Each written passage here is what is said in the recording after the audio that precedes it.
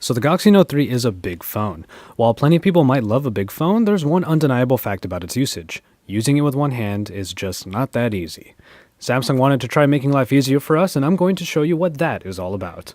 It's Joshua Vergara from Android Authority. What's going on, everybody? And this is your feature focus on the Note 3's one-handed operation.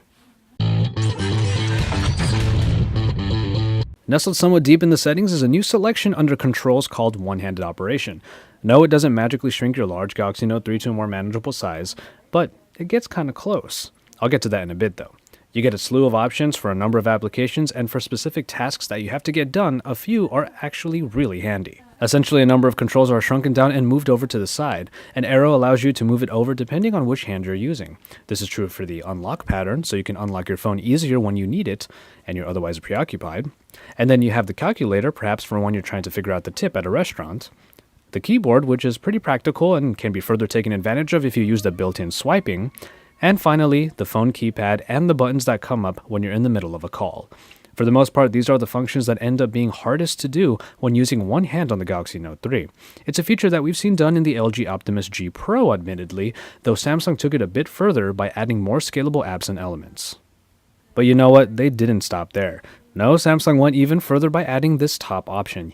Yes, you read that right. All screens.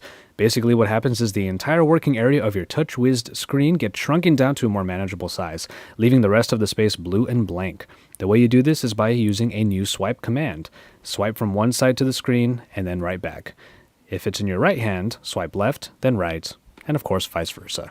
Right here you can see it working for yourself. Literally the entire screen is shrunken down and you are able to move around if you press and hold the top bar, which is where the buttons are for resizing the screen and for exiting the mode. There are even buttons at the bottom for all of the main functions and volume. I do have to say, however, that the all screens assertion isn't completely true.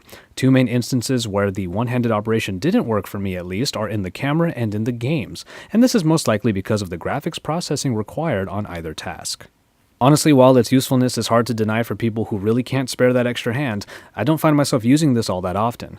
Not only does the Note 3 really kind of require two-handed usage just in its nature, I personally just don't like the blank space that is created by it. For a screen as awesome as the one found on the Note 3, you just want to use it completely. The keyboard option is definitely the most practical of the options, perhaps next to the phone keypad and maybe the unlock pattern, but otherwise I like to keep everything the way it was meant to be viewed on this 5.7-inch screen. I do have to give props to Samsung, however. They added yet another tool in their large bag of Galaxy navigation tricks. We have a slew of other features to focus on, so stay tuned. We'll be talking about the S Pen and the camera, just to name a couple. If you haven't seen my Note 3 full review or the drop test, make sure that you do. And stay tuned to Android Authority because we're your source for all things Android.